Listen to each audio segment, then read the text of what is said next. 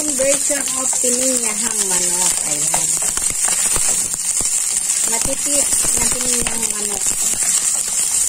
Walang mga ibang gulay. Kasi ang mamahal ng gulay, guys. Mahal na ngayon ang manok, mahal pa rin ang gulay. Kaya magdodoble ang budget natin. Kaya tipid-tipid muna tayo ngayon. Matipid na version ng pininyahang manok.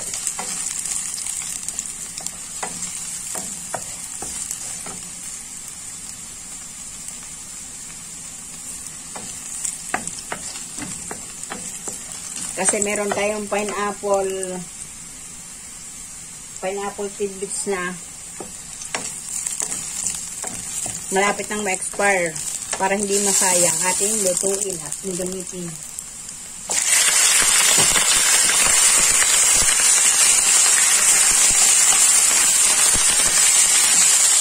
Parang naparami na naman ang akin.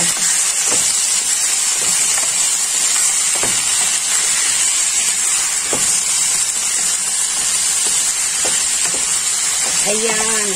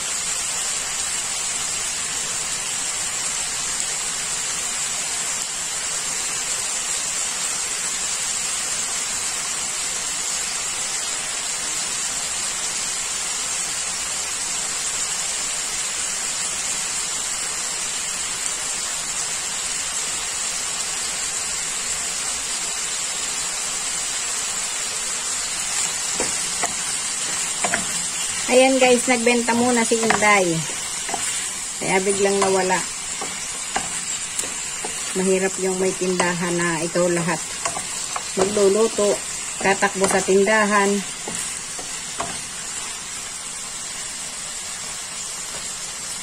Lagyan na natin ang seasoning na black pepper para kumapit ang kanyang lasa.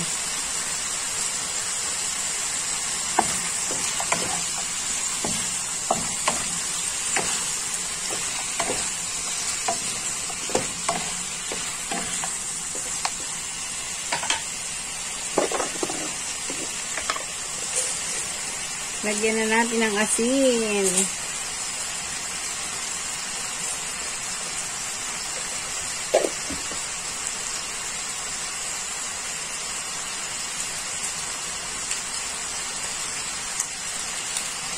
Dahil may bukas ako ditong pang seasoning, lagyan natin ng kaunti. Hindi naman ako laging gumagamit nito. Minsan-minsan lang pag may bukas. Ayan. Naman ng kaunti kasi pangit ang maraming nilalagay na seasoning.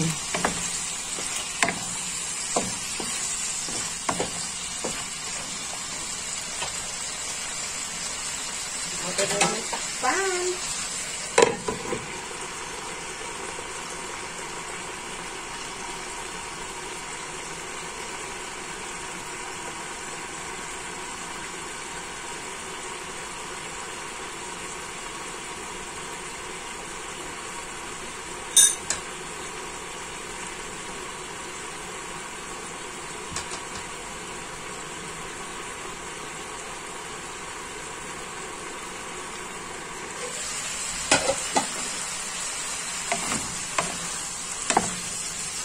Lagyan na natin to para hindi na, para lumasa ng maayos. Ayan.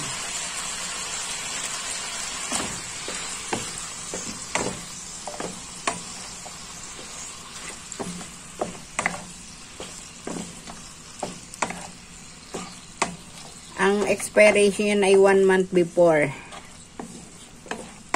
Kaya kailangan natin gamitin. Ayoko nang magbenta ng ganong malapit na expired.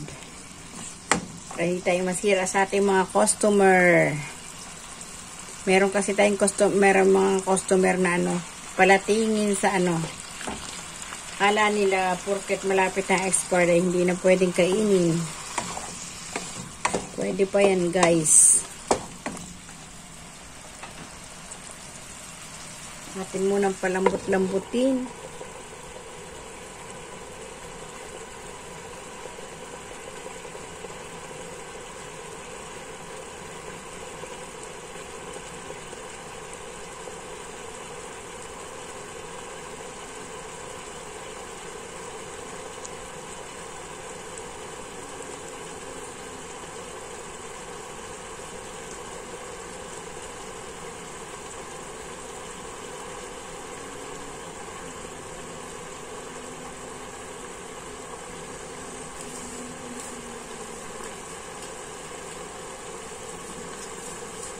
Pag ako naglalagay ng bechin, guys, pag hindi sa kamay, sa kutsara ko nilalagay muna kasi pagka napabigla, maparami. Saya, pangit yung masyadong marami ang bechin.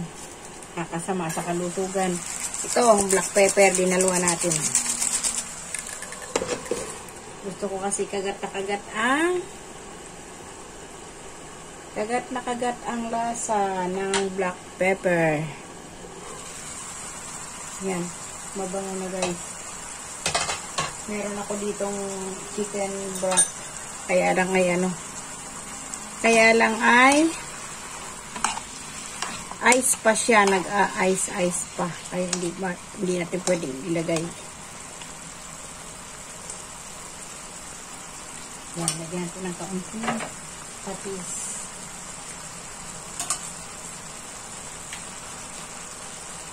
Lagyan natin ang kaunting patis.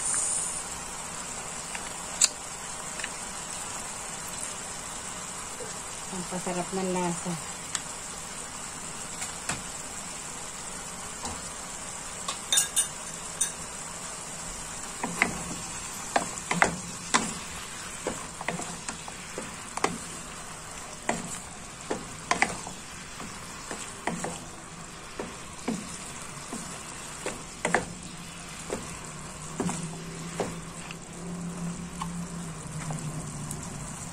Mabilis lang yung maluto, guys.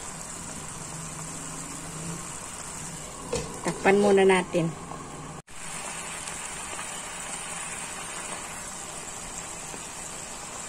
Ayan, malapit na maluto ang ating pininyahang manok. My own version of pininyahang manok. Tingnan natin kung malambot-lambot na.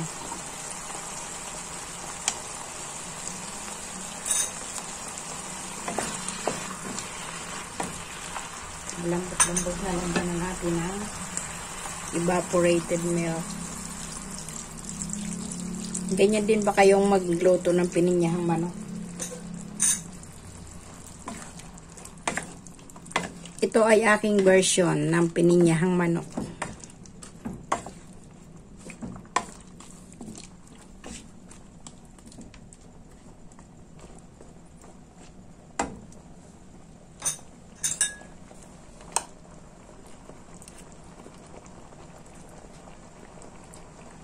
Diba ang sarap?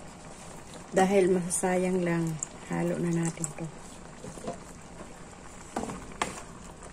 Masyadong marami, papangkapi ko na lang para hindi masayang. Yan, pakukuluin na lang natin. Templado na yan. While nagpapakulo, tayo muna ay magtitimpla ng kape. Para tayo nagkakape habang nanonood ng mga premiere ang ating mga kaibigan.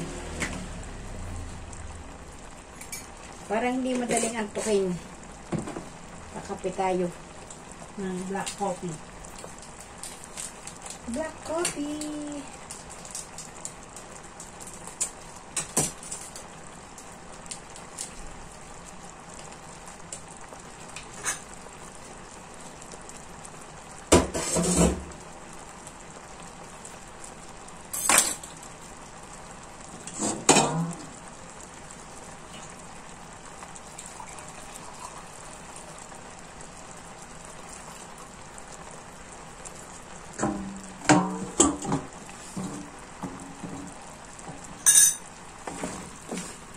Ayan.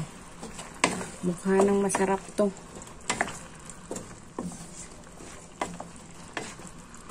Hindi na natin tatakpan para hindi siya lumabnaw. Luto na naman ang ating chicken dyan. Kaunting tikim-tikim muna. Pasado na sa panlasa, Ninday.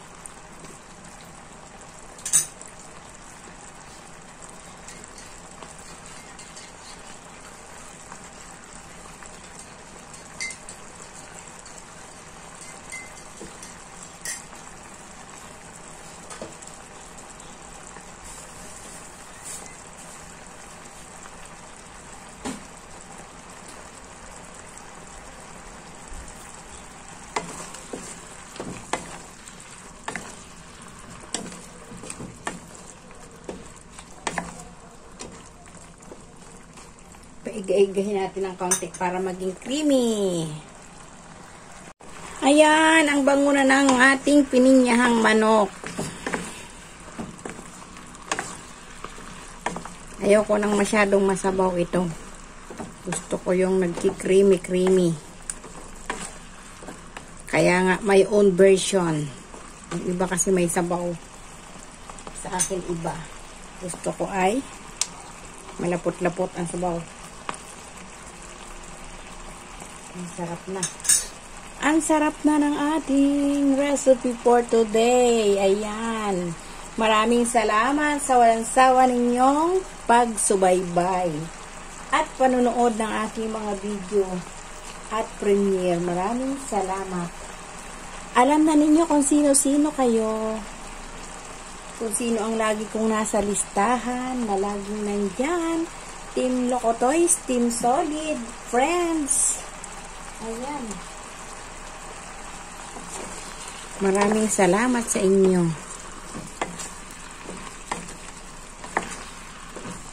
Ayan, at luto na po ang ating recipe for today.